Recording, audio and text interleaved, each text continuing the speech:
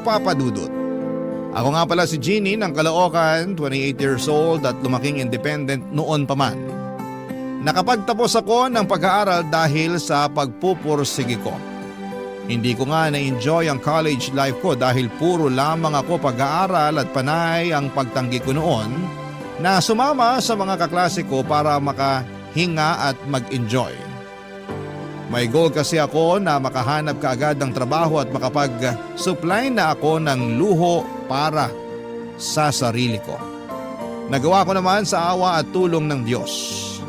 Pagkatapos kong magkolehiyo, Papa Dudut, agad akong nakapasok sa isang sikat na kumpanya.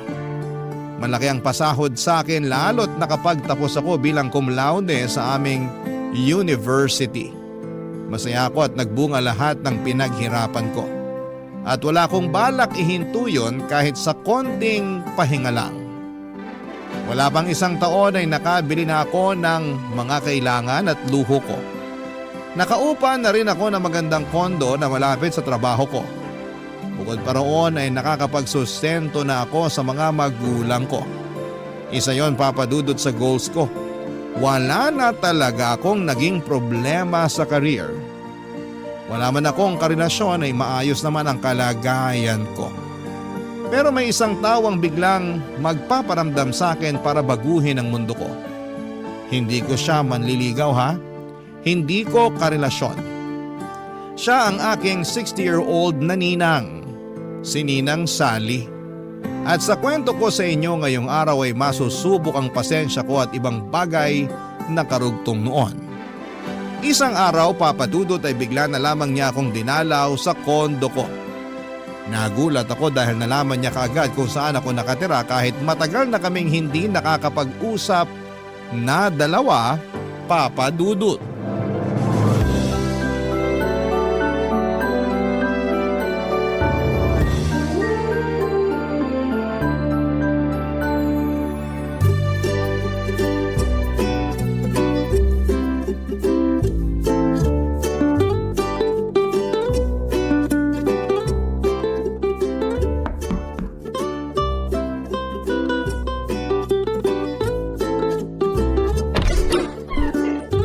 Sally! Jeannie!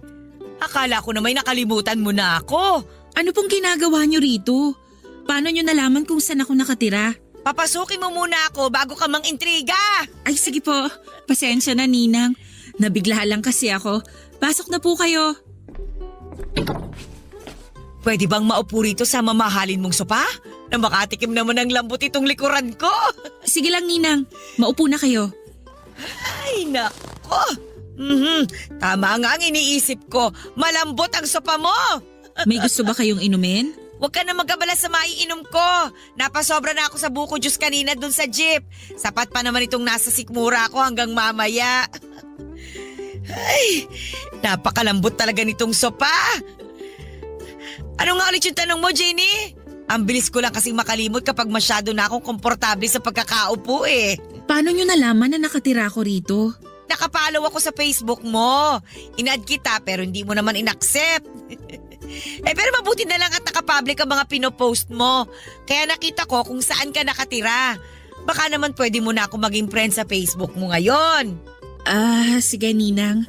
Pag nagbukas ulit ako ng Facebook, i-accept na kita. Busy kasi kaya hindi ko maharap na asikasuhin ang Facebook account ko. Bakit nga po pala kayo nandito? Ay, wala naman. Naisip ko lang na dalawin ka. Matagal na kasi kitang hindi nakikita eh. Kumusta pala mga magulang mo? Ayos naman po.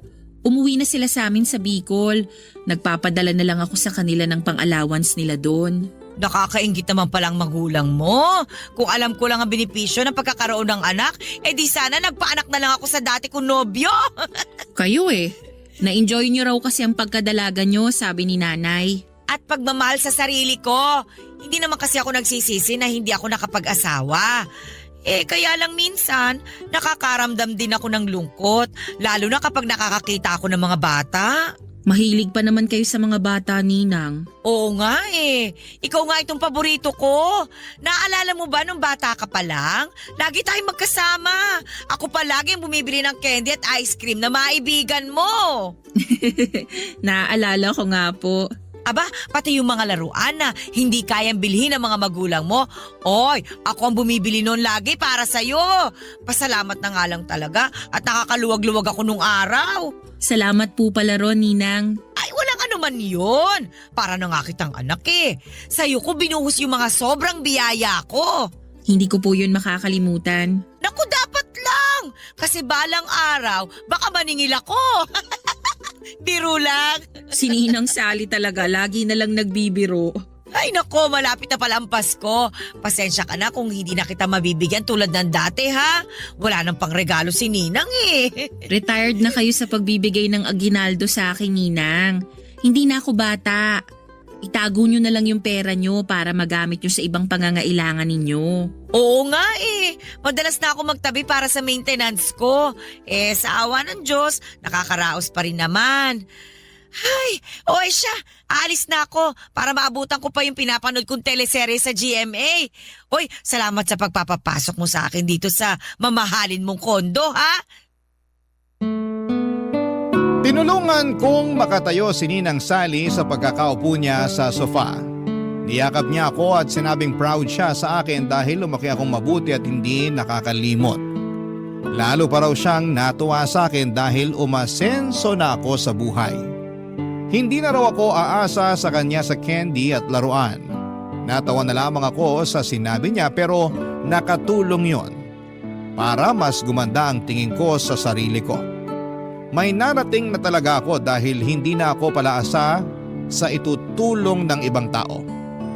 Inalalayan ko na rin na lumabas si Ninang sa pinto at pagkatapos noon ay kinuha niya ang number ko para makausap ko raw siya kapag nakakaramdam siya ng lungkot. Ibinigay ko naman sa kanya para hindi na rin niya ako kulitin na i-add siya sa Facebook. Nang makuha na niya ang number ko ay umalis na rin siya. Noong nakalis na si Ninang Sally ay naalala ko lang bigla ang naging buhay niya. Tulad ko ay umasenso rin siya noong kadalagahan niya. Kaya nga siguro ay hindi na siya nag-asawa pa dahil kontento na siya sa buhay na meron siya. Independent din siyang katulad ko at hindi umaasa sa iba. Doon ako napabilib sa kanya. Kaya lang isang araw ay binawi sa kanya mga biyaya niya. Nasangkot noon si Ninang sa isang pyramid scheme. Hindi naman siya ang may kagagawan pero nadamay siya. Doon na nawala ang pinaghirapan niya at mula noon ay nahirapan na siyang makabawi. Ang alam ko ay umalis din siya ng Metro Manila para manirahan sa probinsya. Kaya nawalan na rin ako ng contact sa kanya. Hindi ko nga alam na nakabalik na pala siya kung hindi siya dumalaw sa kondo ko. At mula nung dumalaw siya ay naging madalas ko na rin siyang nakikita at nakakausap. Tulad noong nakaraang Pasko, tinawagan niya ako sa cellphone ko, Papa Dudut.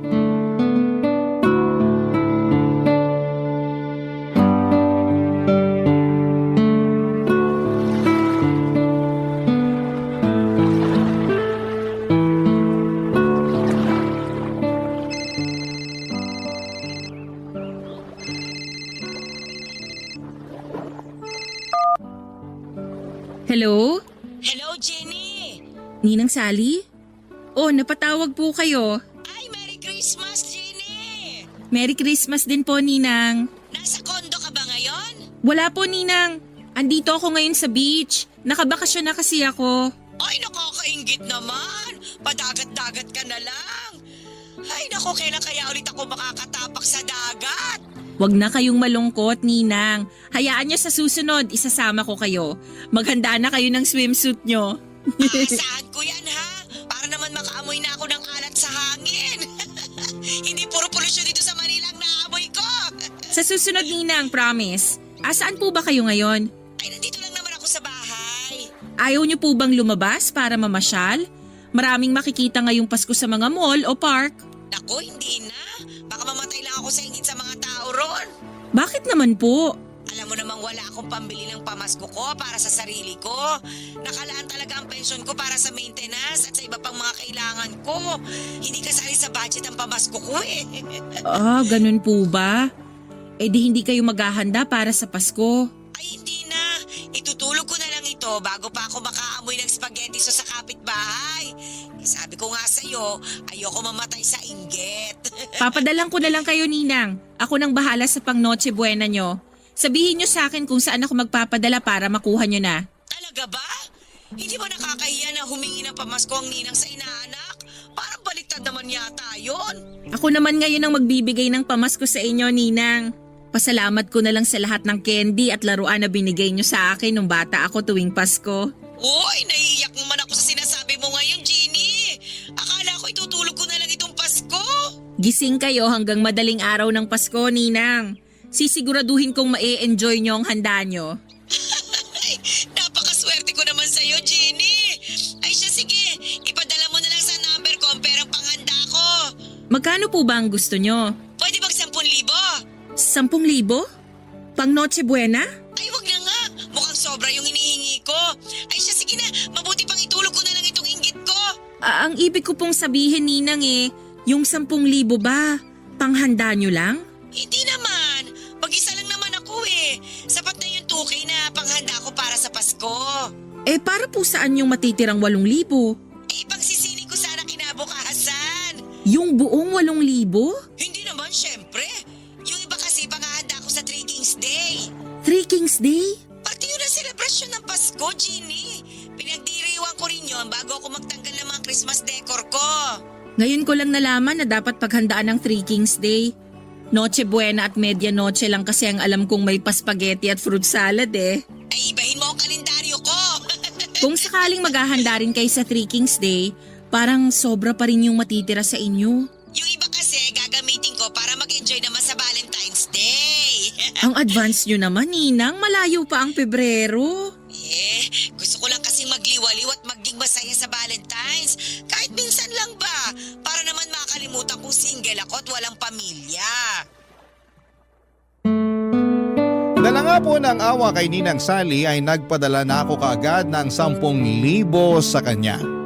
Nadaan ako sa pagpapaawa niya tungkol sa pagiging solo at single, hindi lang sa Pasko kundi sa Valentine's Day. Naisip ko na maliit lang din naman ang 10,000 kumpara sa 13 years na pinamaskuhan niya ako. Bukod nga doon, kahit na hindi Pasko ay nagbibigay din siya sa akin basta makikita niya ako. Pagkakuha nga niya ng pera sa akin ay tumawag siyang muli para magpasalamat. Panay ang iyak niya dahil yun daw ang unang beses matapos ang napakahabang panahon na nakahawak siya ng ganon kalaking pera. Kahit papaano ay gumaan ang loob ko dahil nakapagpasaya akong muli ng tao. Lalo na't si Ninang Sally yon, Papa Dudut. Siya na ang naging ikalawang ina ko noong bata pa lamang ako. Minsan lang naman kasi ang Pasko kaya baliwala na sa akin ang 10,000 binigay ko. Kinabukasan pagkatapos kaming makapag-usap ay tinawagan niya akong muli at nagulat ako dahil nagpapadagdag pa siya ng 500 pesos. Tinanong ko kung para saan. Ang sagot niya lang sa akin ay para sa pangdagdag niya sa pagpapagawa ng pustiso niya. Sinubukan kong sabihin sa kanya na mukhang kasya naman ang 10,000 binigay ko sa kanya para maisingit niya ang pagpapagawa ng pustiso niya. Pero marami siyang sinabi na dahilan kaya hinayaan ko na lamang. Muli na naman ako nagpadala ng 500 piso. Akala ko ayun na ang huli, Papa Dudut, pero kahit natapos na ang Pasko, hindi ko inaasahan na muli siyang lalapit sa akin para muling humingi. At sa mga susunod na parte ng kwento ko ay malalaman ninyo kung gaano karami na ang hinihingi sa akin ni Ninang Sally kahit na hindi naman Pasko, Papa Dudut.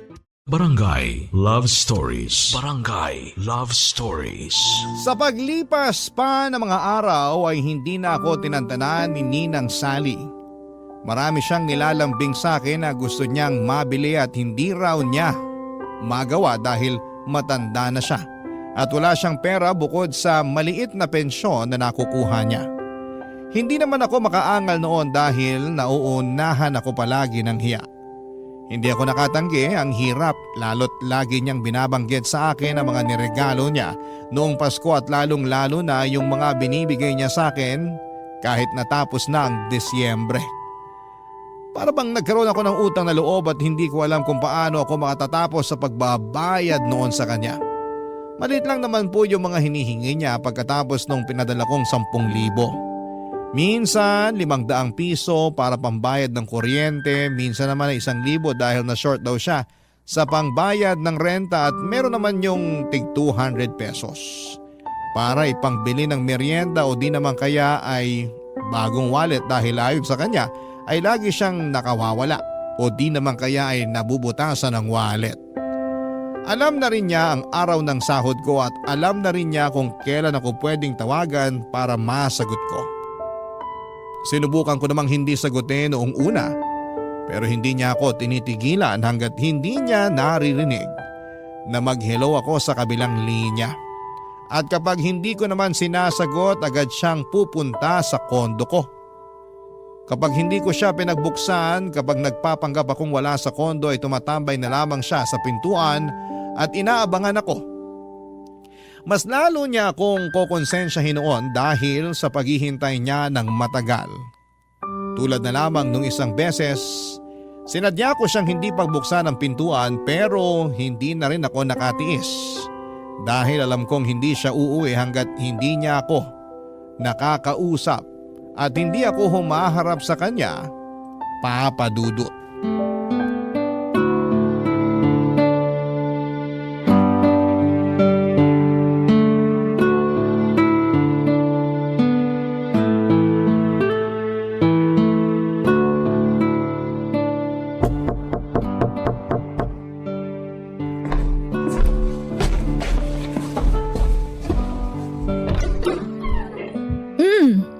Ninang Sally, kanina pa ba kayo rito sa labas? Oo, nabilang ko na nga lahat ng ipis at butiki na dumaan pero hindi ka pa rin nagbubukas ng pinto. Nakatulog kasi ako ninang eh. Napagod kasi ako buong linggo kaya bumawi ako ng pahinga kanina. Sorry po. Para kasing sinadya mong hindi ako pagbuksan eh. Panay ang katok ko. Tingnan mo nga itong kamao ko oh. Namumula na. Baka bukas ay magpasana ito. Alam mo naman kaming mga may edad na. Sensitive na mga balat at buto. Oh, talo pa ang sanggol. Sana po hindi na lang kayo naghintay sa akin. Umuwi na lang sana kayo. 6 na oras na ako naghintay eh. Mag-sorry ka na lang para naman matapos na ito. Sorry po, Ninang. Pwede bang pumasok muna? Ipapahinga ko lang itong likuran ko na namanhid na sa kasasandal. Sige po, pasok kayo. Maupo na po muna kayo sa sala. Ipaghahanda ko lang kayo ng maiinom. O sige, mabuti pa nga.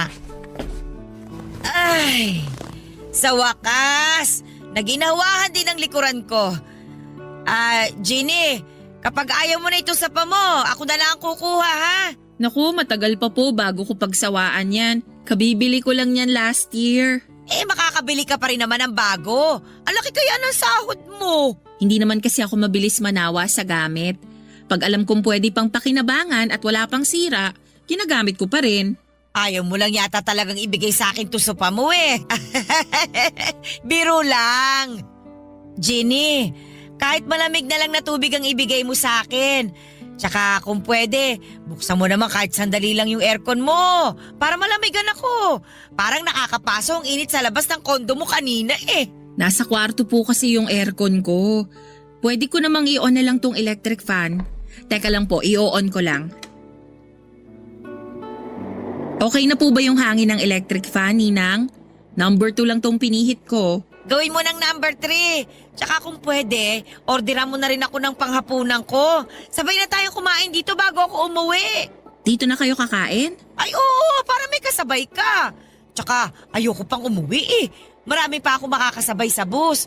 Mamaya na lang kapag humupa na yung dami ng tao. Gagabihin kayo niyan pag hindi pa kayo umalis ngayon, Ninang.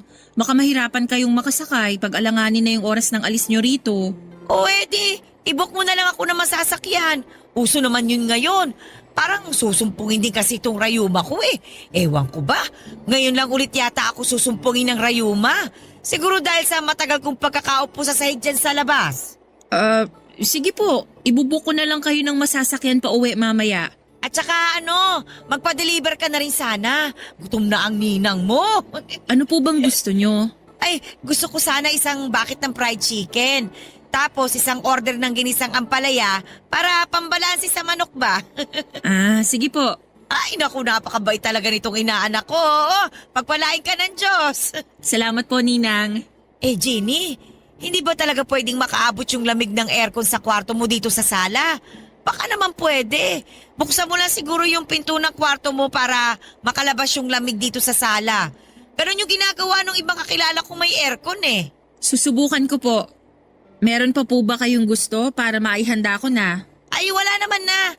Magpapahinga lang ako rito sa sala mo. Tapos, hihintayin ko na lang yung hapunan natin. Uy, Jeannie, salamat ulit ha. Para na talaga kitang anak. Parang anak. Parang nag-init ang tenga ko sa sinabi ni Ninang Sally. Hindi na nga anak ang turing niya sa akin at para na akong bangko o ATM. Ay mali, para akong ninang sa aming dalawa dahil ako ang nagbibigay ng mga gusto niya. Napailing na lamang ako at sinikap na tanggalin ang inis ko habang papasok ako sa kwarto para iayos ang aircon na nire-request ni Ninang. Nagtitipid na nga ako ng kuryente pero dumating pa si Ninang para pataasin ang bill ko. Inisip ko na lamang isang gabi lang naman yon. Sana'y hindi na maulit pa. Pero alam kong niloloko ko lamang ang sarili ko. Alam kong uulit siya dahil may kasalanan din na roon. Hinayaan ko siyang makalapit ng husto sa akin.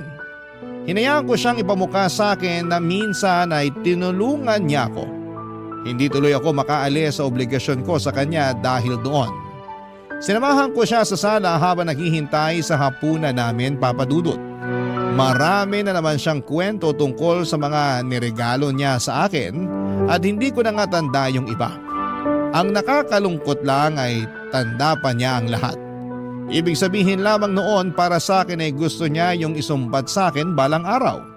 Lahat ng tinulong niya sa akin. At dumating na nga ang araw na yon na isumbat na niya ng pasimple ang mga ibinigay niya sa akin, Papa Dudut. Wala ko nagawa. Hindi ko naman masabi sa kanya na mali na ang ginagawa niya lalo't alam kong may pagkasensitive siya. Lagi nga niyang nakakasamaan ng loob noon si nanay dahil sa pagiging balat sibuyas nito.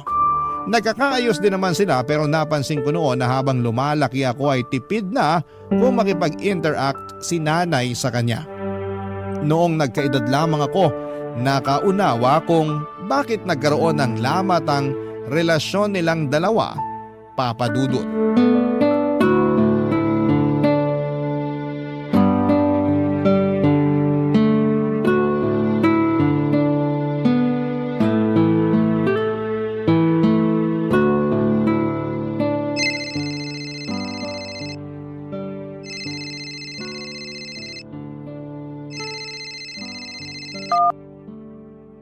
Hello, Ninang. Hello, Jeannie. Oy, mabuti naman at sinagot mo na ang tawag ko. Ay, nako. Sorry po, naka-silent kasi tong phone ko kaya hindi ko narinig na tumatawag pala kayo. Andito pa kasi ako sa office eh. Marami pa akong tinatapos. Ay, nandiyan ka pa pala. Mabuti na lang pala at hindi ako pumunta sa kondo mo. Kung hindi, sumakit na naman ang likod ko sa kakahintay sa'yo. May kailangan po ba kayo, Ninang? Ay, meron naman, syempre. Bakit pa ba ako nagtatanong? Oy, galit ka ba dahil may kailangan ulit ako? Ay, hindi po ah. Ayos lang naman sa akin kung may kailangan kayo. Napakabuti mo talaga, Jeannie. Sana talaga anak na lang kita. Ano po bang kailangan nyo, Ninang?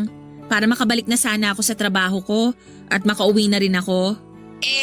Pwede ka bang magpa-deliver dito sa akin ng samgyupsal? 500 pesos po ang samgyupsal ngayon.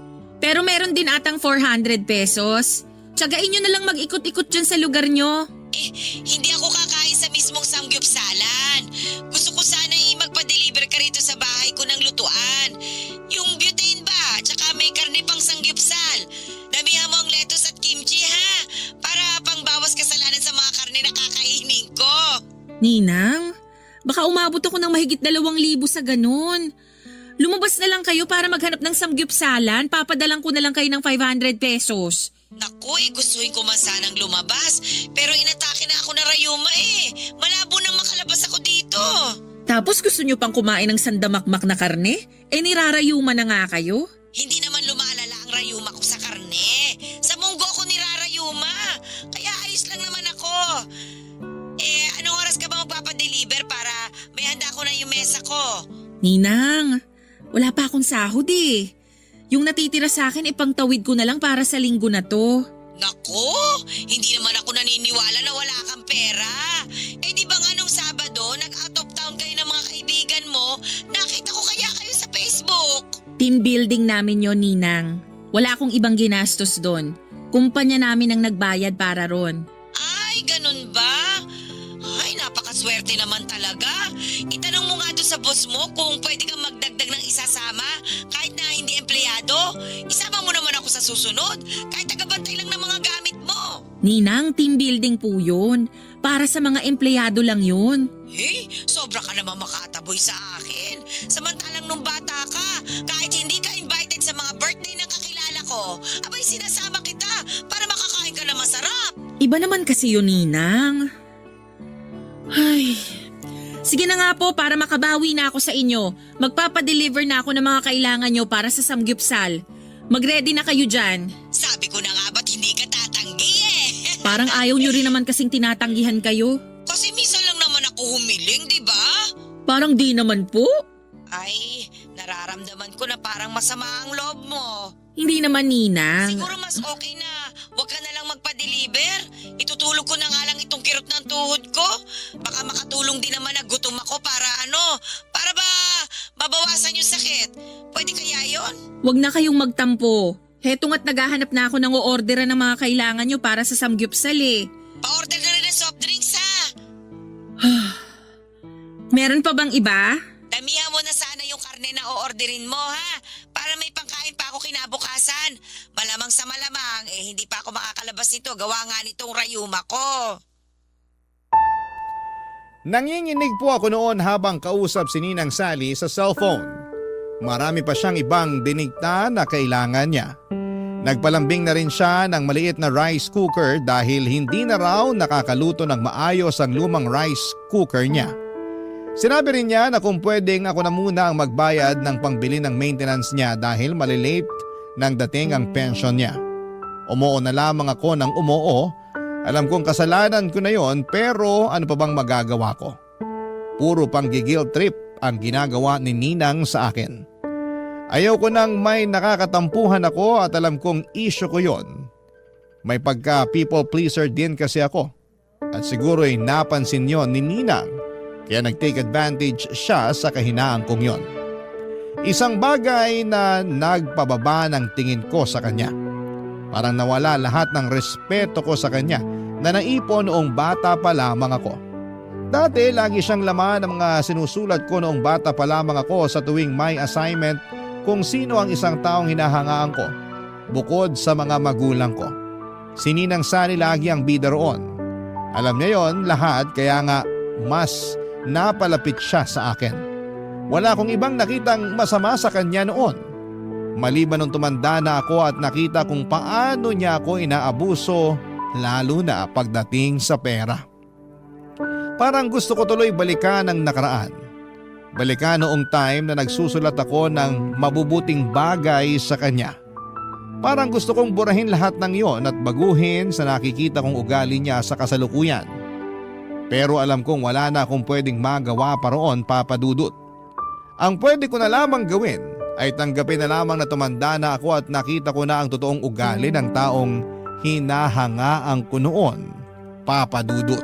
Barangay Love Stories. Barangay Love Stories. Nagpatuloy pa rin si Ninang Sally sa paghingi. Hindi siya makaramdam na dapat ay umawat na siya sa kakahingi. Hindi ko talaga alam kung saan siya noon nakakakuha ng lakas ng loob at kapal ng pagmumukha niya para patuloy na isahod ang kamay niya sa akin. Hindi ko nga magawang isumbong yon kina nanay at tatay ang ginagawa ni Ninang. Alam kong kagagalitan lamang nila ako at paniguradong magtatampo pa nga ang mga yon dahil parang mas malaki pa nga ang nakukuha ni Ninang Sally kesa sa kanilang mga magulang ko. Yun na rin ang naging dahilan ko noong mga sumunod kung bakit iniiwasan ko na si Ninang. Patuloy ko lang na iniisip na mas importante at mas dapat kong bigyan ang mga magulang ko kesa sa kanya. Nakakayangang isipin para kay Ninang dahil mas demanding pa nga siya kesa sa mga magulang ko. Ang mga magulang ko kung ano lang ang iabot ko ay pagpapasalamat na nila yon at makokontento. Pero iba si Ninang Sally, hindi siya marunong makontento hanggat alam niyang unlimited ang tsansa para makahingi sa akin ay inaabuso niya ang pagkakataong yon. Isang araw ay nagpigil na talaga akong sagutin ang mga tawag niya kahit na anong katok niya noon sa kondo ko ay hindi ko na rin siya pinagbubuksan. Tiniis kong hindi makaramdam ng konsensya sa tuwing napapakinggan ko ang hirap niya sa pagkatok. Napapagod din naman siya at umaalis na. Umuulit nga lang siyang pumunta kinabukasan pero ganoon pa rin ang ginagawa ko kahit mabulok na ako sa loob ng kwarto ko sa kondo. Hindi ako lumalabas para maiwasan na siya. Alam kong mapapagod din siya at makakaramdam na. Hanggang sa isang araw ay hindi na niya ako tinawagan sa cellphone, isang araw ay hindi na siya kumatok pa sa kondo ko.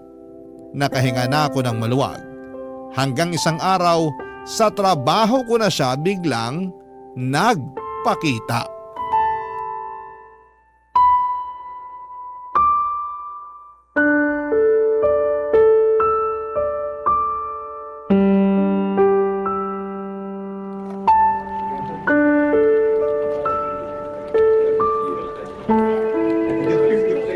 Ninang Sally, anong ginagawa niyo rito sa opisina ko? Ay, pinapasok ako ng guard ninyo. Sabi ko kasi sa kanya, ako ang nanay mo at may iaabot lang ako. Bakit naman po kailangan magsinungaling kayo sa guard? Mapapahamak ako sa ginagawa niyong yan eh. Eh kasi naman, hindi na kita makausap eh. Panay ang tawag ko sa'yo, pero hindi ka naman sumasagot. Busy kasi ako, Ninang. Halos hindi ko na nga mahawakan ng cellphone ko kasi puro na lang ako computer dito sa trabaho. Eh ano bang rason mo kung bakit hindi mo ako pinagbubuksan ng pinto doon sa kondo mo? Lagi akong wala sa kondo kasi madalas naka-OT ako rito sa office. Sinungaling! Hindi po ako sinungaling. Akala mo ba hindi kita naririnig sa loob ng kondo mo? Matanda na ako at malabo ang mga mata. Pero klaro pa rin ang pandinig ko. Ilang beses kaya kitang narinig doon sa kondo mo na palakad-lakad. Ninang, baka naman yung mga daga ang naririnig nyo na palakad-lakad sa kondo ko. Ay nako, huwag mo nang lusutan. Napapahiya ka lang eh. Alam ko namang iniiwasan mo na ako. Kaya ba kinumpronta nyo na lang ako dito sa trabaho ko? Eh parang ganun na nga. Pero mas gusto ko makita ang pinagtatrabahuhan mo. Aba, tama nga ako.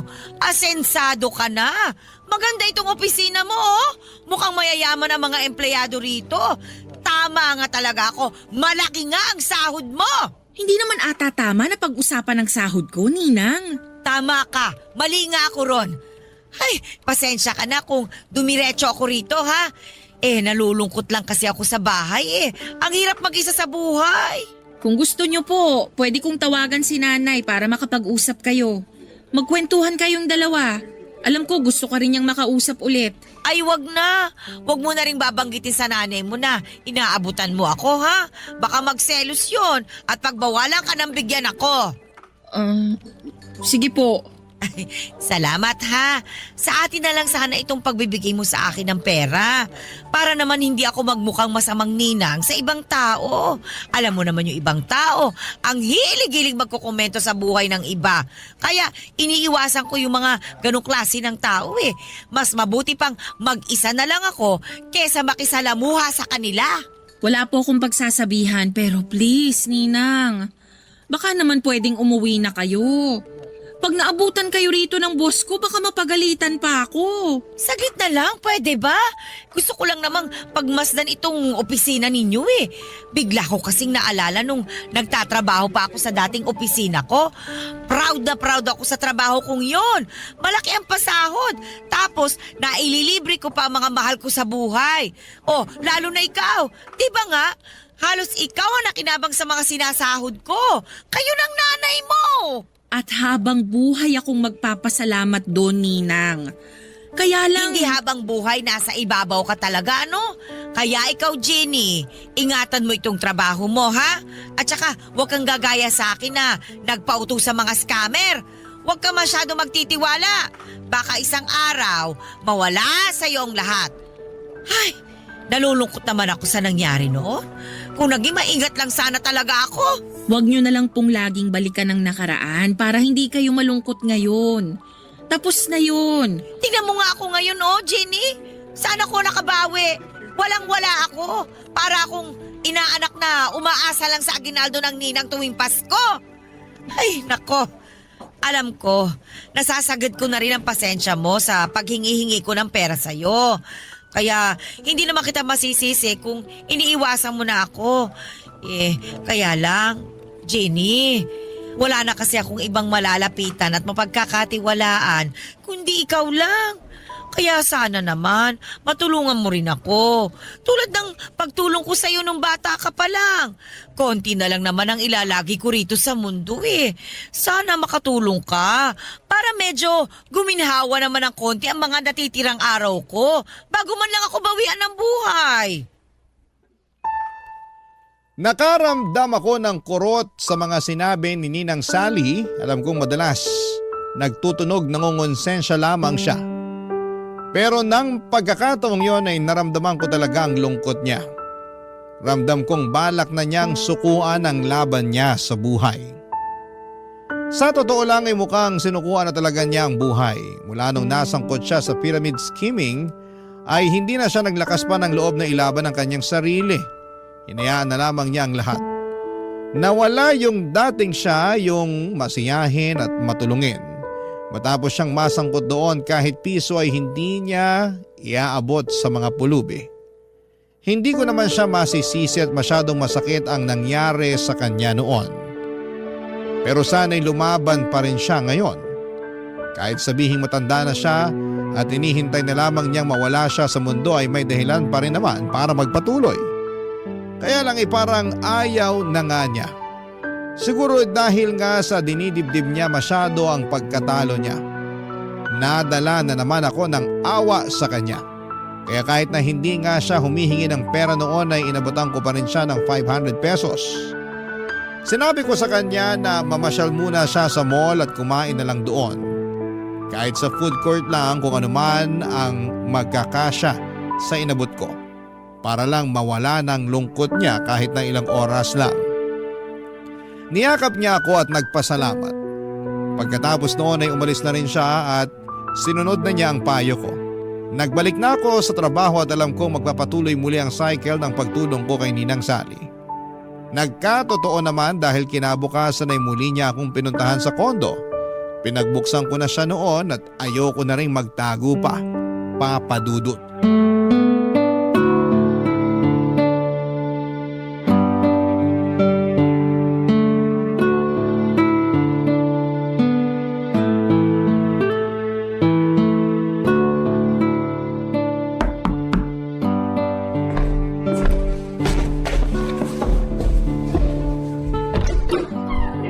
Wow! Hindi mo na ako tinataguan, ha? Pinagbuksan mo na rin ako ng pinto. Pasok po kayo, Ninang. Ay, salamat, Jenny. Maupo na po kayo sa paborito ninyong sofa. Alam kong na-miss nyo yan. Gustuhin ko man, pero napagod na ako sa kakaupo sa jeep kanina. Inabutan ba naman ako ng matinding traffic? Kaya tatayo na lang muna ako. Sige po, kayong bahala. May gusto po ba kayong kainin? May natitira pa akong sisig sa ref. Pwede kong initin para makakain kayo. Ay, hindi na. Nakakahiya naman. At saka, saglit lang naman ako rito. May kailangan lang talaga ako. Ano po ba yon? Ano kasi, gusto kong manirahan sa Thailand. Thailand? Andun kasi yung dati kong katrabaho. Sinabi niya na tumira na lang daw ako doon kasama niya. Hindi rin kasi siya nakapag-asawa. Nalulungkot na nga raw siya dahil mag-isa lang siya ron, samahan ko na raw. Pwede naman po para bagong environment sa inyo. Saka baka ron kayo makapagsimula ng bagong buhay. Yan din nga ang iniisip ko. Hindi na ako makakapagsimula ng bagong buhay dito sa Pilipinas. Malabo na. Kaya baka sa ibang bansa na ang swerte ko. Susuportahan kita, Ninang. Tama, lumipat na kayo ron. Susuportahan mo talaga ako? Full support naman ako sa mga desisyon nyo sa buhay, Ninang eh. Pwede bang suportahan mo rin ako sa mga gastusin ko sa pagpunta ron sa Thailand? Po? Bigyan mo ako ng pera para maproseso ko yung pagtira ko sa Thailand. O kaya naman, kahit bigyan mo lang ako ng 50,000 para pamasahe ko. At saka, ekstrang pera na rin habang hindi ko pa alam ang gagawin ko ron. Pwede naman ako mag-TNT dun, di ba? Marami namang gumagawa nun. Gusto nyo pa talagang maging illegal ang pagstay nyo sa Thailand? Kung pang-illegal lang ang aabutin ng budget mo, tatanggapin ko na lang. Ako na lang ang didiskarte para maging legal balang araw ang paninirahan ko ron. Siguro naman sapat na yung 50,000 na ibibigay mo. Pero kung may extra ka, 60,000 mo na. Ang hirap kayang mabitin doon. Wala kasi akong ganyang halaga sa bangko ko, Ninang. Ganun ba? Paano kaya kung mag-loan ka na lang? Kasi papayagan ka naman kagad ng bangko mo na umutang. Lalo na kapag nalamang maganda ang trabaho mo. Ayoko pong magkaroon ng utang, Ninang. Huli na naman ito, Jenny. Makakahinga na rin ang bulsa mo kapag nakaalis na ako ng Pinas. Pag wala na ako rito, makakaipon ka na. Hindi mo na ako poproblemahin. Hindi na ako hihingi eh. Dapat nga po hindi ko na kayo pinoproblema eh. Kasi hindi ko naman po kayo obligasyon. Ang sakit mo namang magsalita. Nagsasabi lang po ako ng totoo. Gusto mo rin ba ako magsabi ng totoo? Alam mo ba, nung bata ka pa lang, umutang sa akin ang nanay mo para ipang negosyo nila ng tatay mo. 20 milyon, tanda ko pa. Ang sabi niya, babayaran daw ako pag lumago na yung negosyo nila ng tatay mo. Pero hindi nangyari yon. Mabilis lang silang nalugi. Kaya hindi na nila ako nabayaran hanggang ngayon. Kaya nga ilang na ilang ang nanay mo sa akin eh. Dahil alam niyang may atraso pa sila ng tatay mo sa akin. Pero hindi ko na siningil pa yon. Hinayaan ko na lang. Kahit nga ako na yung nawala noon, hindi ko pa rin sila nilapitan kasi alam kong wala rin naman silang maibabalik sa akin. Tulong ko na yun sa kanila. Hindi ko na iniisip na utang nila yun sa akin. Ay, hindi ko po alam ang tungkol dyan, Ninang. Wala naman po silang nabanggit sa akin. Sorry po. Hindi mo nga talaga malalaman kasi bata ka pa naman noon. Paglalaro lang naman ang alam mo at paghingi sa akin ng candy at laruan sa tuwing nakikita mo ako. Gustuhin ko mang masuklian lahat ng ginawa at binigay niyo sa akin noon. Pero hindi ko po kaya. Sana maintindihan niyo po. Ay nako, paano na kaya ako? Paano ako makakapunta nito sa Thailand? Bigla akong nahiya nang malaman kong malaki pala ang naging utang ni nanay kay Ninang. Para ako nakonsensya dahil sa mga nalaman ko. Kaya naman pala umiiwas si nanay kay Ninang dahil may atraso sila noon. Mali ang balitang nakarating sa akin na masyado raw sensitive si Ninang. Kaya iniiwasan siya ni nanay. Gusto kong makaramdam noon ng inis sa mga magulang ko pero matatanda na rin sila at kailangan na rin ng pangunawa. Parang ako talagang naipit sa sitwasyon nila. Hindi ko naman kasalanan ng mga nangyari pero parang ako ang umako sa pagbabayad ng lahat.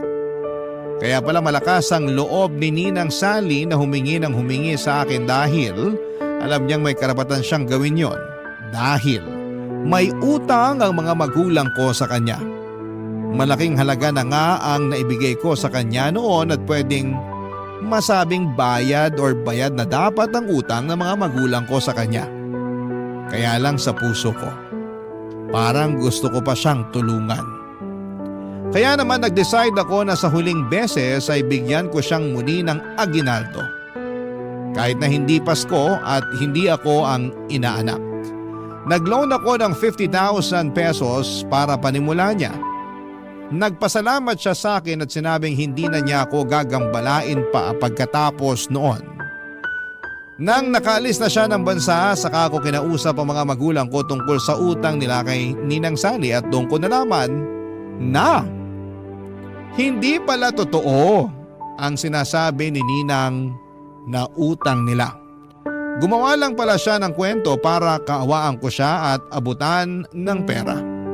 Galit na galit si nanay noong nalaman niyang nagbigay ako ng 50,000 pesos kay Ninang. Sumama tuloy ang loob ko sa mga nalaman ko at maraming proof si nanay na hindi totoo ang sinasabi noon ni Ninang Sally. Kaya naman minessage ko si Ninang sa Facebook niya, kaya lang hindi na po siya nag-reply pa. Blinak na lamang niya ako at patunay na nagsisinungaling po siya sa akin. Mahigit 2 taon na ang nakakaraan mula noong naloko ako ni Ninang. Pero hanggang ngayon ay may bitbit pa rin po akong sama ng loob sa kanya. Tinangay niya ang 50,000 pesos ko. Kasama na rin ang pagtitiwala ko. Ano ba sa tingin ninyo ang pwede kong gawin? Gusto ko sanang mabawi ang 50,000 sa kanya at pagbayarin siya sa mga ginawa niya sa akin, pero hindi ko alam kung nasaan siya ngayon. Ano ba ang dapat na gawin ko? Sana po ay matulungan po ninyo ako. Ako ang inyong kabarangay habang buhay at forever, Jeannie. Dear Papa Dudut, magandang tanghali po sa inyo at sa mga kabarangay natin. Ako po si Desa, senior na po ako. Naging libangan ko na tuwing tanghalian ang makinig sa inyong programa at maraming beses na akong naiyak. Napahalakhak ng tawa at na-stress sa mga kwentong ibinabahagi dito sa Barangay Love Stories. Sabi ko nga minsan ay grabe naman ang nangyayari kay sender. Kawawa naman at napakatanga naman. Pero napapaisip ako, ang buhay ko pala ay pwedeng itampok sa programa ninyo, kaya sumulat ako dahil nais kong ibahagi ang kwento ng buhay ko na para bang kinuha mula sa isang teleserye. Hindi ko na po alam kung tatawa o iiyak ako sa mga nangyayari, kaya naisipan ko na lamang na sumulat sa inyo. Matagal na panahon na ang nakalipas nang makilala ko si Stephen, isang AFAM na taga-Amerika. Nakita ko sa internet na ang ibig sabihin pala ng AFAM ay a foreigner around Manila. Pero ginagamit na rin siya ngayon na pantawag sa foreigner kahit wala ka sa Maynila. Dati simpleng foreigner o kaya ay kanulang ang tawag. Nagkakilala kami ni Stephen sa isang beach resort kung saan ako nagtatrabaho bilang tagalinis ng kwarto. Sa unang tingin pa lamang ay alam ko nang may kakaiba sa kanya. Hindi lang dahil sa kulay ng kanyang balat o banyagang accent, kundi dahil sa napaka-gentle niyang paraan ng pakikitungo sa akin. Hindi nga nagtagal ay naging kami at ramdam ko ang kanyang pagmamahal. Papadudot at inakala kong siya na ang sagot sa lahat ng pangarap ko. Pero sabi nga nila ay hindi lahat ng maganda ay nagtatagal. Dumating ang araw na kinailangan niyang bumalik sa Amerika. Nangako siyang babalik pero habang tumatagal ang paghihintay ay unti-unti kong nararamdaman ang lamat sa aming relasyon. Sa umpisa ay regular pa ang pagpapadala niya ng sulat. Pero kalaunan ay bigla na lamang itong nawala, papadudot. Naiwan akong nagmumukmok, nagtatanong sa sarili ko kung ano ang pagkukulang ko. Bakit hindi na siya sumusulat sa akin? At dito na nga pumasok sa eksena si Edward. Si Edward ay matagal ko nang kilala. Kaibigan siya ng pinsan ko at matagal nang umaaligid sa akin. Noong una ay hindi ko siya pinapansin dahil mahal na mahal ko nga si Stephen. Pero sa mga pagkakataong umiiyak ako dahil sa kawalan ng balita mula kay Stephen, si Edward ang laging nariyan sa tabi ko. Siya ang nagpapatawa sa akin at umaalalay kapag bumibigat na ang loob ko. Hindi ko maitatangking napapalapit na rin ang loob ko sa kanya, papadudot.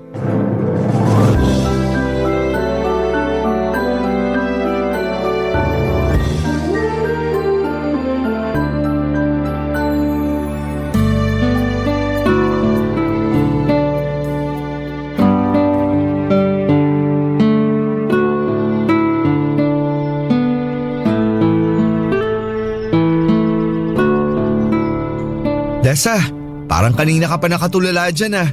Bagong taon na pero ganyan ang mukha mo. May problema ka ba? Okay ka lang ba? Halata ba talaga may problema ako, Edward? Heto, hindi ako sinungaling ha.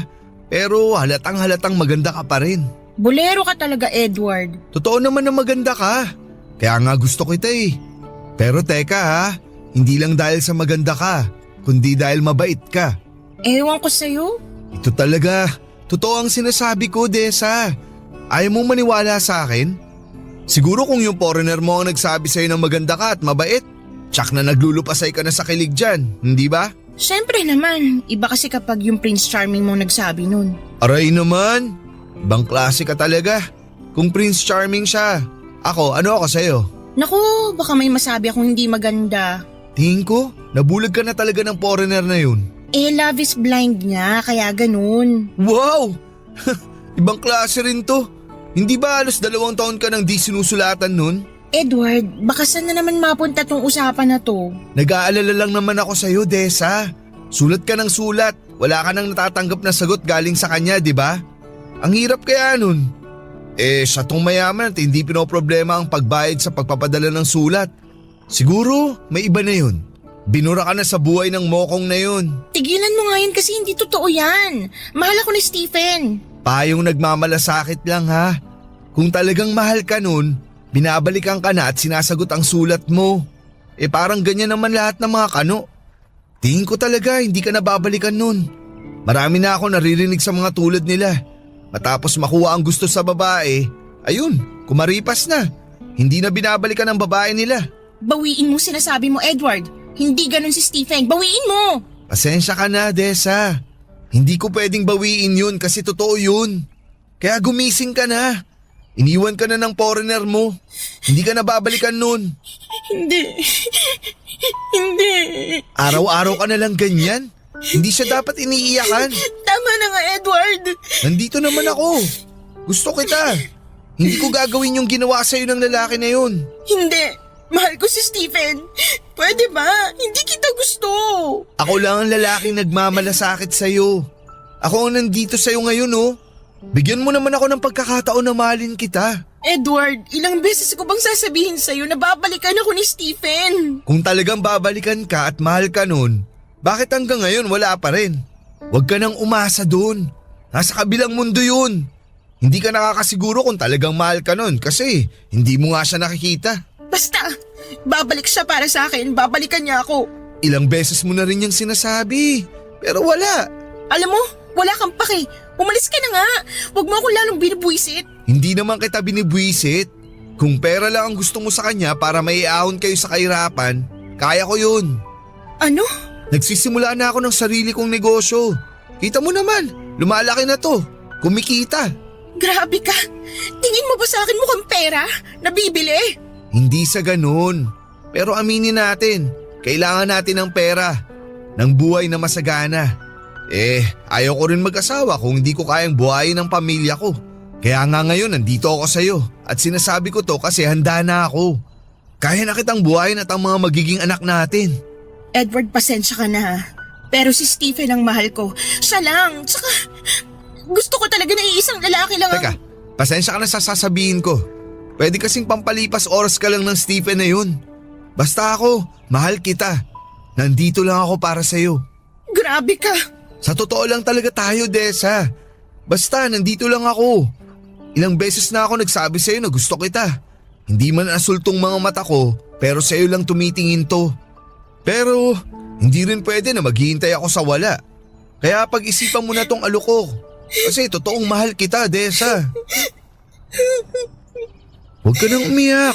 Sige, hindi na kita istorbohin. Aalis na ako. Simpleng babae lang po ako noon, Papa Dudut. Tahimik po ako at walang ibang pangarap kundi ang makahanap ng taong magmamahal sa akin ng totoo. Buong akala ko talaga na si Stephen na yon, pero dahil sa tagal na hindi siya nagparamdam, ay parang sinasabi nito sa akin na pinapaniwala niya lamang ako na mahal niya ako. At tama si Edward sa mga sinabi nito na ginagamit niya lamang ako at nang nakuhan nito ang gusto ay hindi na nagparamdam pa. Nang dumating si Edward sa buhay ko ay isang lalaking hindi ko akalaing mamahalin ako at walang judgment na hindi na ako virgin. Grabe kasi ang prejudice ng mga tao noon, pero si Edward ay tanggap niya ang nakaraan ko. Naging sandigan ko si Edward nang iniwan ako ni Stephen. Akala ko si Stephen na ang lahat para sa akin, Papa Dudut.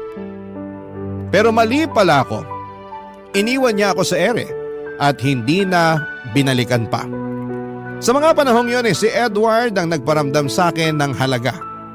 Sa kabila ng lahat ng sugat sa puso ko, pinilit ni Edward na buuin ang pagkatao kong nagkalamat dahil sa nakaraan. Dahil sa pagmamahal ni Edward, natutunan kong muling buksan ang puso ko, Papa Dudut. Sinagot ko siya at hindi nagtagal ay nagpakasal kami. Akala ko sa wakas, eto na ang simula ng masayang pamilyang bubuuin namin. Ngunit sa hindi inaasahang pagkakataon ay bumalik si Stephen sa buhay ko. Nagulat ako, Papa Dudut, nang makita siyang muli. Nakipagkita siya sa akin kahit masakit ay kinausap ko siya.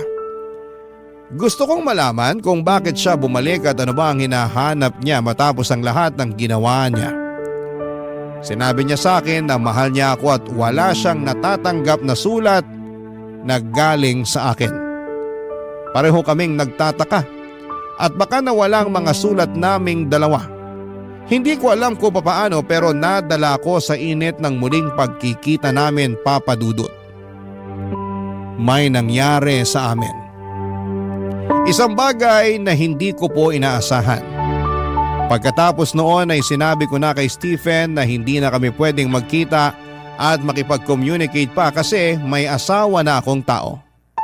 At ang nangyari sa amin sa kama ay isang pagkakamali lamang. Sumang-ayon siya at hindi na nga kami nagkita matapos ang tagpong yon pero nabuntis ako, Papa Dudut. Walang araw na hindi ko ipinagdarasal sa langit na sana anak lang namin ni Edward ang dinadala ko sa aking sinapupunan.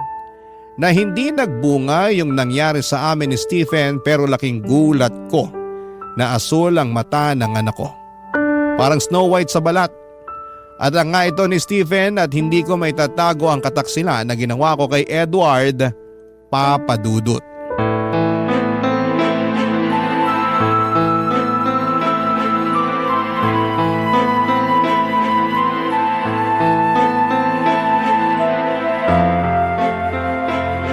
Han, kausapin mo naman ako. Paano mo nagawa sa akin to? Paano? Sorry. Pinagmumukha mo akong tanga. Han, huwag kang sumigaw, baka magising yung bata sa kwarto. Anong kaibangan tong ginawa mo? Ano na lang sasabihin ng mga tao? Nasalisayan ako ng isang kano? Wow! Han, sorry na. Sorry? Kaya ba ng sorry mo na bawiin ang lahat? Ginawa ko naman ang lahat, Desa. Naging mabuti akong asawa sa'yo. Ayoko sanang sabihin to pero naging mabuti ang kalagayan mo nang pinakasalan kita. Nagsumikap ako para maging maayos ang buhay natin. Naging tapat ako sa'yo pero ito ang igaganti mo sa akin? Gusto ko lang naman kausapin siya. Yun lang naman ang dahilan kung bakit ako nakipagkita sa kanya eh. Gusto ko lang malaman kung bakit hindi niya sinasagot yung mga sulat ko noon. Nagkita pala talaga kayo ng kanong yun? Nagpauto ka naman sa mga sinabi niya tapos tumihaya ka. Hindi pa ba ako sapat? Gusto mo talaga sa ganung lalaki? Ibang klase ka rin talaga. Anong pinagkaiba mo sa ibang babaeng nagbebenta ng aliw? Sa ginawa mo, mas masahol ka pa sa kanila. May gana ka pang sampalin ako? Ikaw tong nagtaksil? Ikaw tong nangloko sa akin? Hindi ako bayaran, Edward. Eh kung hindi ka bayaran, anong ginawa mo? Di ka bayaran. Alam ko na kung ano ka. Makati ka. Nagpakamot ka sa lalaking yon kahit may asawa ka na. Marumi kang babae. Pinagtaksilan mo ako. Sorry na. Natukso lang ako. Lintik na dahilan yan. Ano? Natukso tapos nagumpugan kayo sa kama? Tapos ayun, nakalunok ka ng bola at lumaki ang tiyan mo. Tapos eto, tingnan mo yung anak mo. Kulay pa lang ng mga mata, kitang-kita na ang pagtataksil mo sa akin. Anong klase kang asawa? Oo na, mali na ako. Mali ang ginawa ko. Akala ko kasi Pinigilan ko naman ang sarili ko eh. Hindi ko alam kung bakit pumayag pa rin ako makipagsiping sa kanya, pero matapos namin ginawa yun, sabi ko sa kanya na yun na talaga ang huli namin pagkikita dahil may asawa na ako. Dahil ayoko magkasala pa. Isang beses nyo lang ginawa tapos nakabuo agad. Ang talas pala ng anong yun. Di doon ka na. Grabe naman yung matras mo na yan. Gusto talagang magpalahi. Gusto mo palakpakan kita, Desa? Magtatawag ako ng mga kapitbahay para pumalakpak kami sa ginawa ninyo. Edward. Saka isang beses o maraming beses man yan, nagkasala ka. Nagtaksil ka at yung anak mong yan ang ebidensya ng pagtataksil mo sa akin. Edward, patawad. Ang sakit, Desa. Hindi mo alam kung gaano kasakit. Hindi kita masisisi kung galit ka. Siguro nga, maghiwalay na lang tayo. Hindi akong babae para sa'yo. Ano? Kasi nga ang bait-bait mo sa akin eh. Ginawa mong lahat para sa akin pero itong sinukli ko. Ayoko naman na magsama tayo at araw-araw mo ipapamukha sa akin ang nagawa ko. Ayoko na araw-araw na makikita mong anak ko sa pagkakasala. Kaya siguro, maghiwalay na lang tayo. Hindi! Hindi tayo pwede maghiwalay. Pero, nagkasala ako sa'yo. Nagtaksil ako. Sandali! Huwag tayo magpadalos-dalos. Hindi ko rin kayang mawala ka. Anong gagawin ko? Wala na akong mukhang ihaharap sa'yo at sa pamilya mo. Tsak na magiging pulutan tayo ng mga chismis ng kapitbahay. Teka lang, may nakaalam ba na nagkita kayo ng kanuna yon? Yung kapatid ko, siya lang ang may alam. Ayaw ko maghiwalay tayo. Basta ipangako mo sa akin hindi ka nagagawa pa ng bagay na ikakasama at ikakasira ng relasyon natin. Han?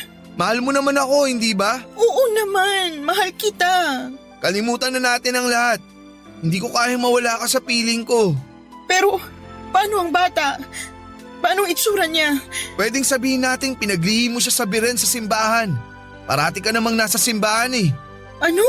Yan ang sasabihin natin. Anak ko yung batang inuluwal mo. Ako ang ama, pero ipinaglihim mo siya sa mga santo. Kaya naging ganun ang itsura ng anak natin. Nagulat ako sa mga pahayag ni Edward ng gabing yon, Papa Dudut. Mahal na mahal ako ng asawa kong si Edward pero nasaktan ko siya ng todo dahil sa isang katotohanan na hindi ko na kayang itago.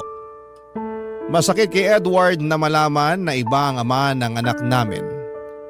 Ramdam na ramdam ko ang sakit at pighati niya sa tuwing tinitingnan niya ang aming anak. Wala akong magawa kundi ang umiyak at tumingin ng tawad sa kanya, Papa Dudut.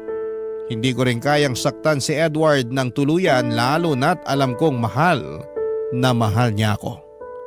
Kahit pa masakit para sa kanya ang nangyari ay sinabi niyang hindi niya ako kayang iwanan. Matapos nga ang pag-uusap na yon ay hindi na niya ako sinumbatan pa. Hindi niya ako tinulak palayo. Pero alam kong bawat araw na kasama niya ako ay isang mabigat na laban yon para sa kanya. Sa kabila ng lahat ay naaawa ko kay Edward. Alam kong hindi niya deserve ang ginawa kong pagtataksil. Kaya naging mabuting asawa ko sa kanya at kinalimutan ko na ng tuluyan na may isang Stephen akong minahal. At para sa aming dalawa ni Edward, ang anak ko ay galing sa dugot laman namin ni Edward. At pinaglihi ko lamang ang bata sa mga birhen na nakikita ko sa simbahan. Siguro ay nakuha ni Edward ang ideya na ito noong pinag-aaralan niya sa high school yung tungkol kay Maria Clara sa libro ni Dr. Jose Rizal. Ibang klase ang pagmamahal ni Edward. Walang katumbas ang paglimot niya sa mga kasalanan ko at pagpatuloy sa pag-ibig na kanyang ibinigay sa akin ng mga panahon na kahit nasasaktan siya ay patuloy pa rin siya sa pagmamahal, Papa Dudut. Barangay Love Stories. Barangay Love Stories. Papa Dudut, si Edward po ay hindi lamang asawa ko. Naging tagapagligtas ko siya sa pinakamadilim na bahagi ng buhay ko. Sa kabila ng pagkakamali ko ay tinanggap niya ang lahat. Siya ang tumayong ama kay Scarlett kahit alam niyang hindi niya ito dugo. Hindi niya kailanman itinuring na hadlang ang katotohanan yon.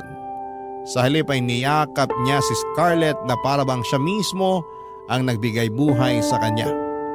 Hindi ko kayang sukatin ang laki ng sakripisyo ni Edward para sa amin. Napakabuti niyang tao at kahit gaano kasakit ang nagawa ko, pinili niyang manatili para maging asawa ko at ama ni Scarlett. Hindi na namin pinag-usapan pa ang tungkol sa aking pagkakamali.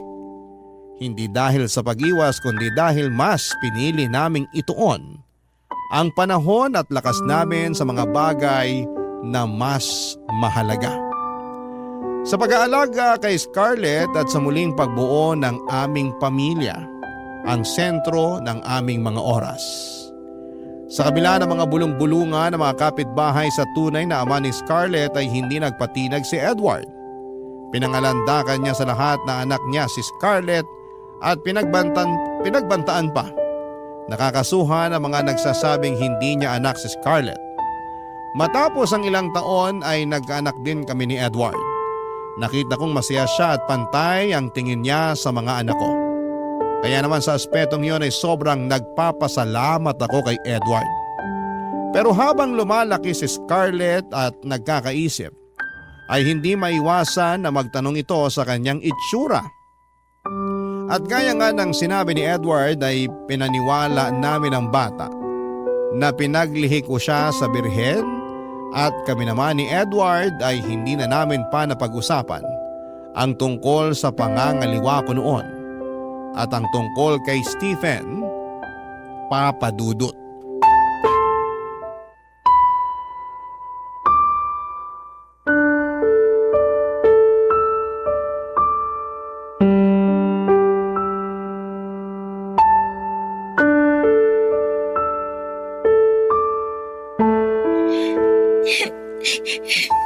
Scarlett, anong nangyayari sa'yo?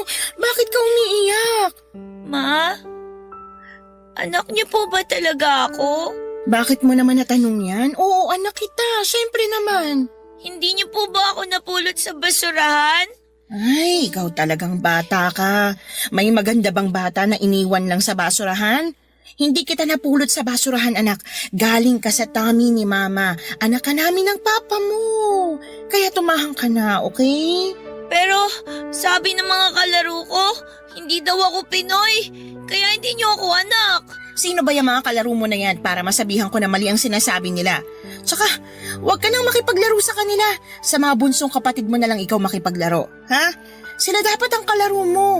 Ang gusto ko, girls ang kalaro ko, Ma.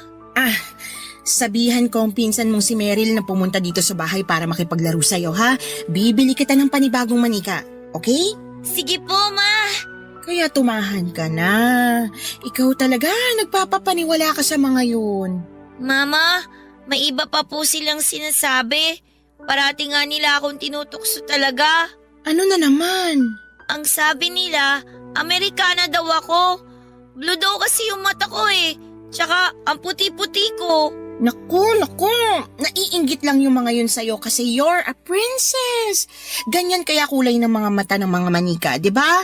Alam mo, may kukwento ako sa'yo kung bakit ganyan ka kaganda. Gusto mo bang marinig? Opo, Ma. Halika rito. Dito ka sa tabi ko. Gusto kong niyayakap ang baby ko kapag nagkukwento ako eh. Alam mo anak, mahal na mahal ko ang papa mo. Kaya pinakasalan ko siya. Nakita mo yung picture na nakasabit sa baba? Yung puti po ang damit ninyo na parang Reyna po? Tama! Yon ang pinakamasayang araw ko para akong reyna at yung papa mo naman ang hari. Tapos syempre, nagdasal talaga ako noon para biyayaan ako ng magandang anak. At doon nga ako nagdasal sa birhen hanggang sa nabuntis ako. Dito ka sa tiyan ko. Parang yung baby brother ko nung nasa tiyan mo pa po siya? Ganon na nga.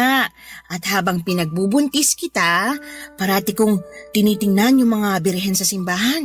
Ang gaganda nila, ang puputi, at ang pupungay ng mga mata. Doon kita pinaglihi, kaya nang lumabas ka sa tiyan ko, sabi ko, parang birhen ng baby girl ko. Ah, kaya pala ako ganito, Ma. Sa inyo talaga ako galing? Siyempre, dito ka sa tummy ni Mama. Naniniwala ka na ba? Opo, Ma. Naku, parang ang seryoso ng mag-ina ko ah. Ano bang pinag-uusapan yung dalawa? Papa, kinuwento ni Mama na pinaglihi daw po ako sa santo, kaya ganito po yung itsura ko. Oo anak ko. Kaya ang ganda-ganda mo. Pakis nga ako sa baby ko. Naku, maganda ka nga baby. Pero amoy araw ka naman. Maghapon ka bang naglaro? Opo. Naku, kailangan mo nang maligo baby. Sige na, maligo ka na. Big girl ka na, di ba? Sige na, baka mahilo pa si Papa sa amoy mo. Sige po, Papa, maliligo na ako.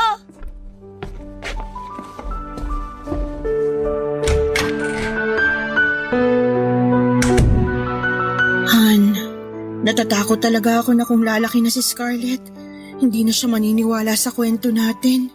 Han, pwede bang huwag ka na mag-isip ng ganyan? Nandito ako. Sasabihin ko sa kanya na ako talaga ang ama niya at pinaglihi mo nga siya sa santo. Tapos ang kwento. Oh, bakit ka naman umiiyak? Salamat sa pagmamahal, Edward. Salamat sa lahat. Ako dapat ang magpasalamat dahil minahal mo rin ako at hinayaan mo akong maging ama sa anak mo. Mahal kita, Han. Mahal na mahal din kita, Han. Mula sa araw na isinilang ko si Scarlett ay nangako ako na ibibigay ko ang lahat para sa kanya. Pagmamahal, proteksyon at isang magandang kinabukasan. Walang pag-aalinlangan na ibinigay din yon ni Edward sa kanya kahit alam nitong hindi niya kadugo si Scarlett. Simula pa nung maliit si Scarlett, si Edward na ang tumayong ama niya. Ginawa niyang lahat para mahalin at alagaan si Scarlett na parang tunay niyang anak. Lumaki si Scarlett na hindi nalaman ang katotohanan. Papadudot sa bawat gabi na iniisip ko kung aaminin ko ang totoo sa kanya ay umiiyak ako. Mahal na mahal ko ang anak ko at hindi ko kayang masaktan siya. Pero alam kong kailangang mangibabaw ang katotohanan. Kaya nung naging 18 years old na siya ay naisip ko na hindi ko na kayang itago pa ang lahat. Dumating na ang araw na kinakatakutan ko. Ang araw na kailangang sabihin ko sa kanya ang lahat-lahat. Sa loob ng 18 years, binabangungot ako sa bawat gabi. Iniisip ko kung paano niya tatanggapin ang katotohanan. At eto na nga ang bangungot na yon, Papa Dudut. Nakita ko ang galit sa mukha ng anak ko noong hinarap niya ako para sa katotohanan. Parang gusto ko na lamang na namunin ako ng lupa dahil nadudurog ang puso ko habang nakikita ko ang sakit sa mga mata niya. Pero naisipan ko rin na mas mabuti nang pakawala ng kasinungalingang matagal kong tinatago. Alam kong sa dulo ay kailangang maging buo ang pagkakakilala niya sa kanyang sarili. Karapatan niya yon kaya hinarap ko si Scarlett ng buong tapang. Kahit nanginginig ang boses ko at sinabi ko sa kanya na siya ang isa sa mga pinakamahalagang tao sa buhay ko. At lahat ng ginawa ko ay para sa kanya, Papa Dudut. Niyakap ko siya kahit ramdam kong lumayo ang loob niya sa akin ng mga oras na yon.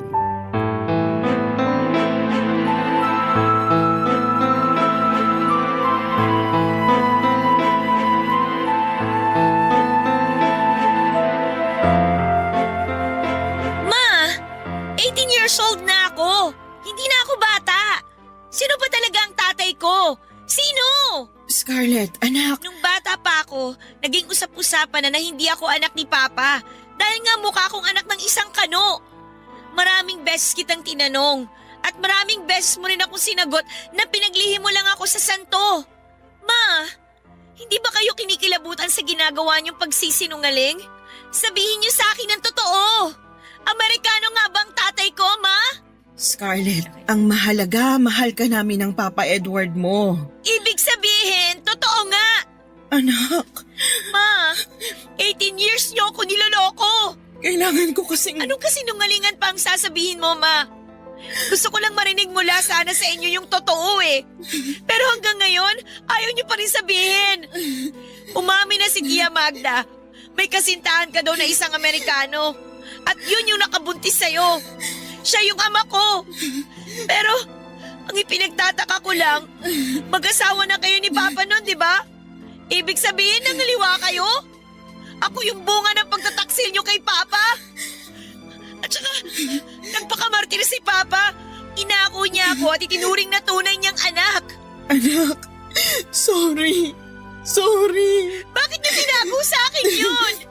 Totoo ang nalaman mo. Anak kita sa isang Amerikano, si Stephen. Nagmamahalan kami pero nung bumalik siya sa Amerika, hindi na siya sumulat sa akin. Hindi ko alam kung ano nangyari.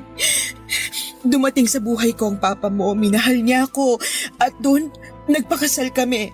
Pero dumating si Stephen, nagkita kami. Maling nakipagkita pa ako sa kanya. Parang bumalik yung dati eh. Akala ko hindi ako mabubuntis kasi isang beses lang namin ginawa yun. Pero nabuntis niya ako. Nabuo ka namin. Ma, bakit mo nagawa yun? Gusto ko nang makipaghiwalay sa papa mo noon. Kasi isang pagtataksil ang ginawa ko pero tinanggap niya ako. Tinanggap niya tayo. At para sa kanya, galing ka sa dugot laman niya, anak ka ng Papa Edward mo. Han? Scarlett, anak? Oh, bakit kayo nag-iiyakan? Pa, alam ko na po yung totoo. Alam ko nang hindi niyo po ko tunay na anak.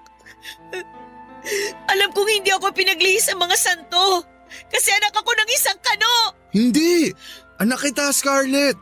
Anak ka namin ng mama mo! Tama na! Mga sinungaling kayo! Scarlett! Scarlett!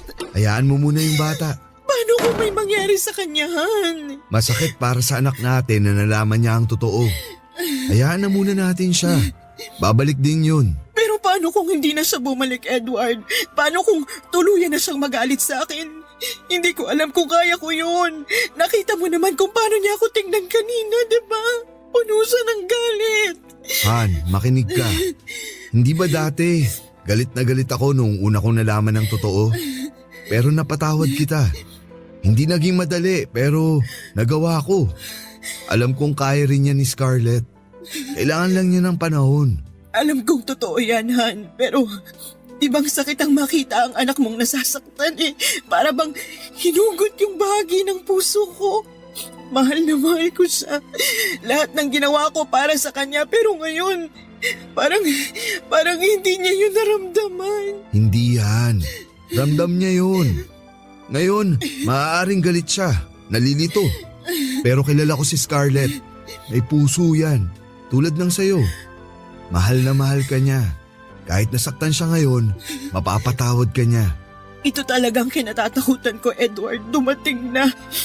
Lahat ng taon na tiniis ko ang takot at pangamba, parang wala na akong natira para sa sarili ko. Pero eto na nga, wala na akong tinatago. At yan ang mahalaga. Wala ka nang itatago.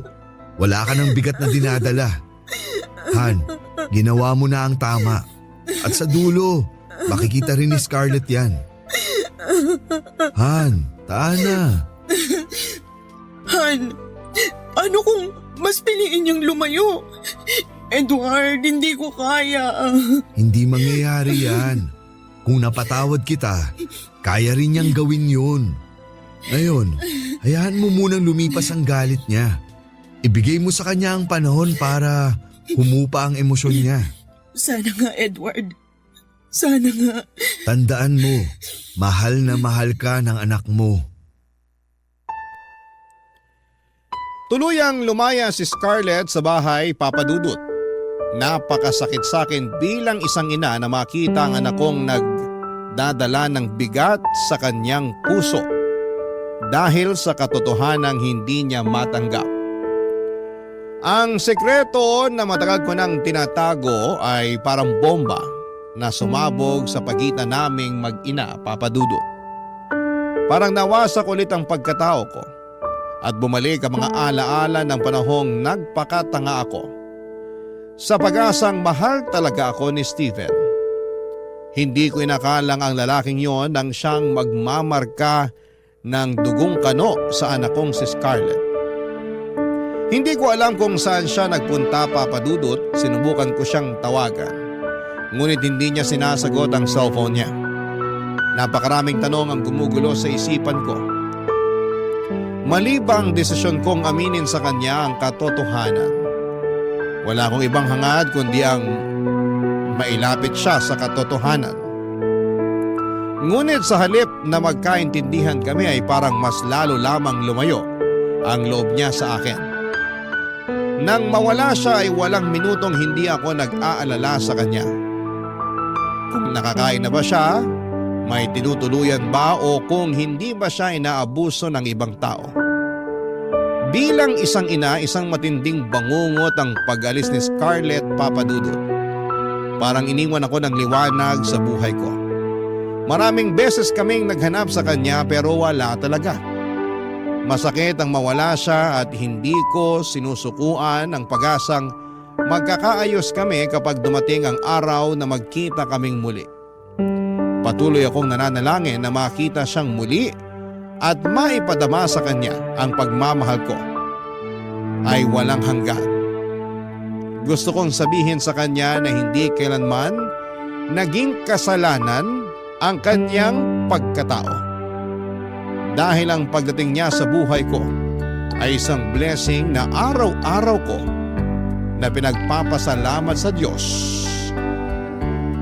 Papa Dudut. Barangay Love Stories. Barangay Love Stories. Papa Dudut, 3 taon akong walang balita sa nag-iisang anak kong babae. Napakasakit nang bigla na lang siyang lumayo. 3 taon ako nagtiis at tinatanong ang sarili, nasaan na kaya siya? Kumakain kaya siya ng maayos? May sakit ba siya? Pero walang sagot, Papa Dudut. Walang sagot. Ni Hani Ho ay wala akong nahagilap. Hinahanap ko siya sa mga kaibigan niya pero kahit sila ay hindi rin po alam kung nasaan na siya. Parang nawala na ako ng bahagi ng buhay ko na hindi ko alam kung kailan babalik. Hanggang isang araw, Papa Dudut, ay bigla siyang bumalik at nakita ko siya sa pintuan ng bahay namin. Dala ang isang maliit na bag. Agad akong lumapit sa kanya pero may napansin akong kakaiba sa kanya. Hindi lang siya umuwi, Papa Dudut, sapagkat buntis siya. Ang dami kong gustong itanong sa kanya pero hindi ko magawa dahil sa takot kong baka muli siyang mawala. Niyakap ko na lamang siya ng mahigpit at pansin ang takot at hiya sa mga mata niya. Kaya sabi ko sa kanya na kahit anong mangyari, anak ko pa rin siya at mahal na mahal ko siya. Pero hindi ko maiwasang magtanong. Ano kaya mga pinagdaanan niya sa 3 taon na nawala siya? Sino ang ama ng dinadala niya? At bakit hindi niya man lang ako sinabihan, Papa Dudut?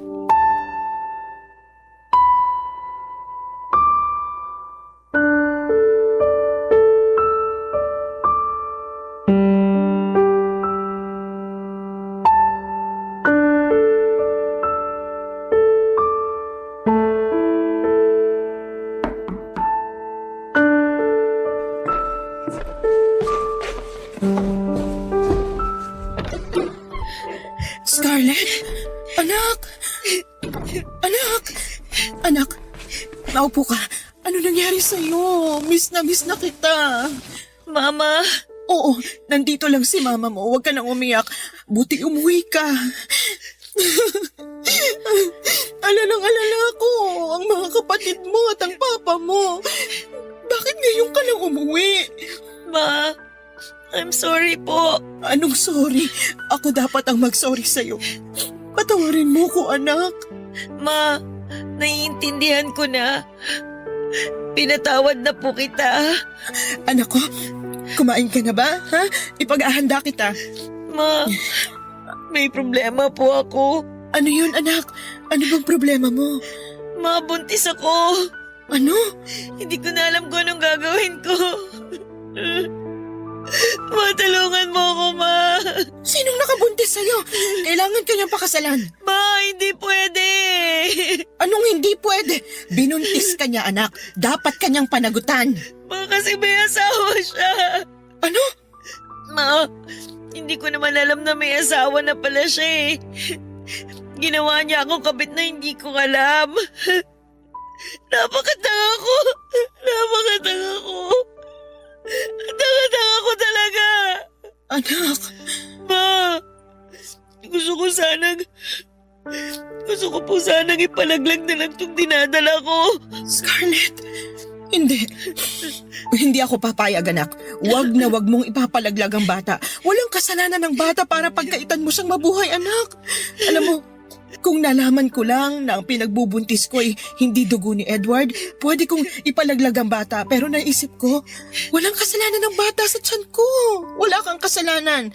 Kailangan mong makita ang mundo, kaya kailangan ding makita ng magiging apo ko ang mundo, anak. Ma, nagkamali ako. Wala kang kasalanan, anak. Umibig ka lang sa lalaking hindi karapat-dapat. Anak, maraming taon na bumabagabag sa akin ang ginawa ko kahit pinatawad na ako ng Papa Edward mo. Hindi madali, pero alam kong kakayanin mo. Kalimutan mo ng lalaking yon, mag-umpisa ka kasama ang anak mo. Ang apo ko. Okay lang po sa inyo na wala akong asawa? Na magiging laman tayo ng chismis ng mga kapitbahay? Wala akong pakialam sa sasabihin nila. Ang importante, maipanganak mong anghel na yan at ipadama natin sa kanyang pagmamahal. Okay? Opo, Ma. Salamat. Salamat po sa pagmamahal ninyo sa akin. Ganyan talaga ang isang ina. Mararanasan mo na rin kung paano magmahal ang isang ina. Itatago ko rin po ba sa kanyang totoo? Na ang ama niya ay may ibang pamilya pala?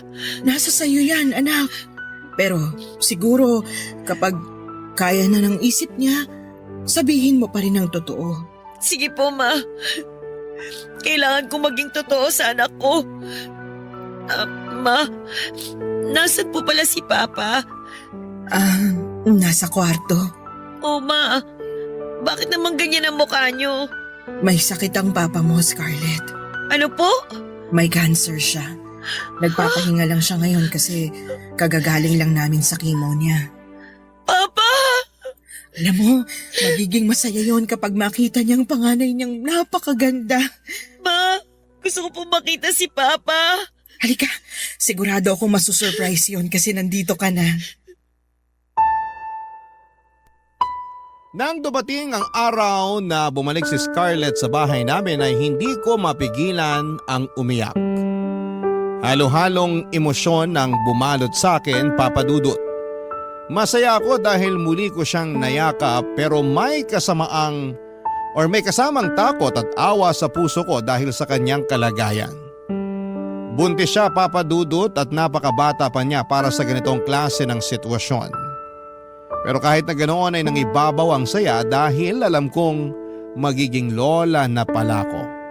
At handa akong suportahan si Scarlett sa bawat hakbang ng kanyang pagiging isang ina. Habang unti-unting bumabalik ang sigla sa aming pamilya, isang masakit na katotohanan ang kinaharap namin. Ang asawa kong si Edward ay may cancer. Alam naming limitado na ang oras na meron siya. Sa bawat araw ay isang laban para sa kanya, Papa Dudut. Ramdam ko ang hirap na dinaranas niya. Pero kahit sa gitna ng sakit ay pinipilit niyang maging matatag para sa amin. Masakit makita siyang nagdurusa.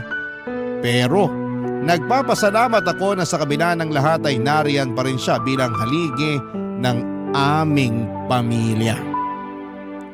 Nang makita ni Edward si Scarlett, hindi ko malilimutan ang ngiti sa kanyang mga mata habang hinahawakan niya ang kamay ng aming anak. Mahal na mahal niya si Scarlett at kitang-kita ko ang kanyang pagmamalasakit.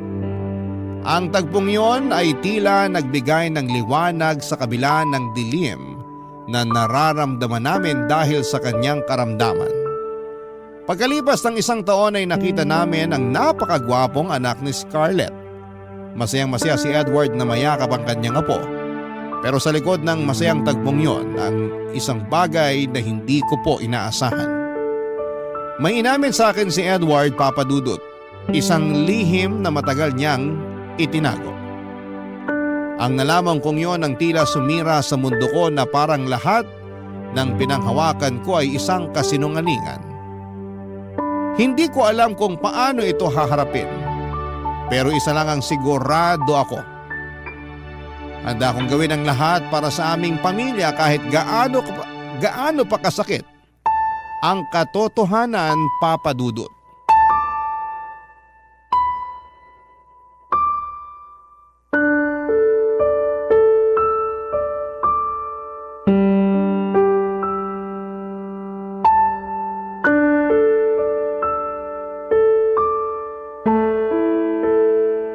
Han, Han, huwag ka nang magsalita.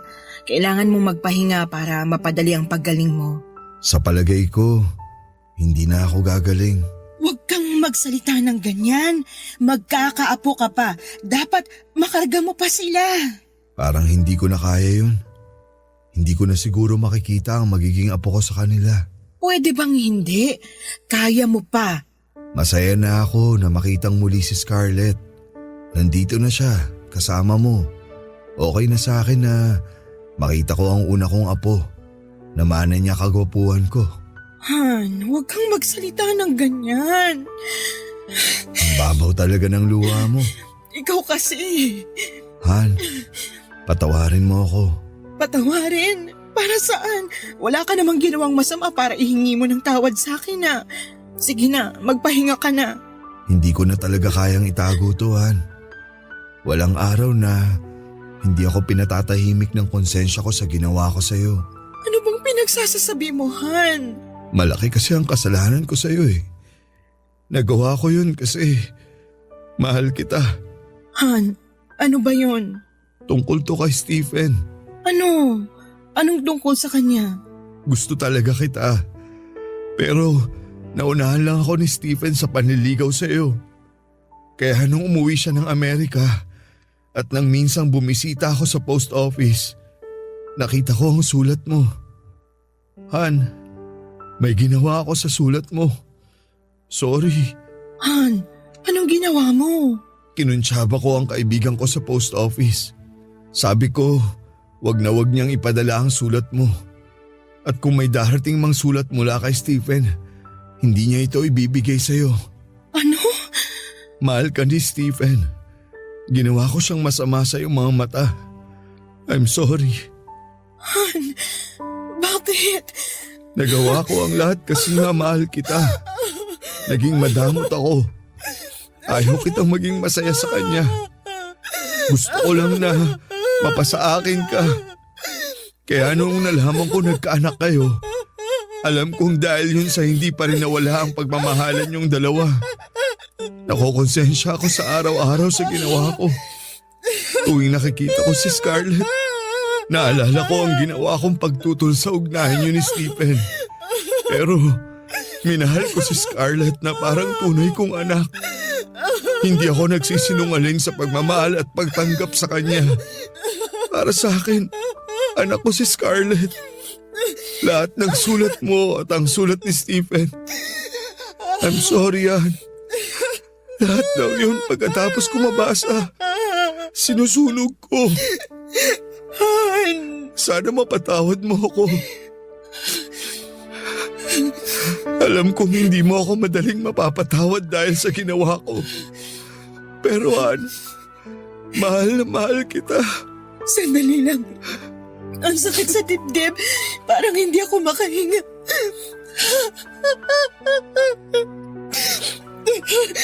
Han, ayoko nang marinig yan. Hindi totoo ang mga sinasabi mo. Ann, I'm sorry. Mahal mo ko, kaya tayo nagpakasal sa isa't isa. Kalimutan mo na yan at isipin mong hindi nangyari yung sinasabi mo.